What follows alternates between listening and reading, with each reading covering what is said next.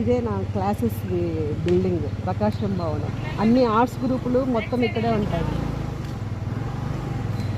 Classes, exams అన్నీ main building అంటారు ఇది ఎస్వి యూనివర్సిటీలో.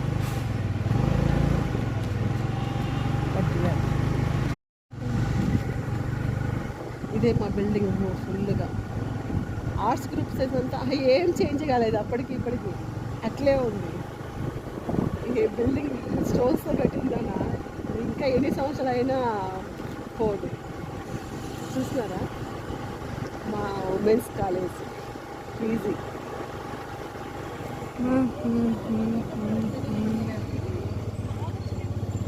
ఇదే మా కాలేజ్ పీజీ.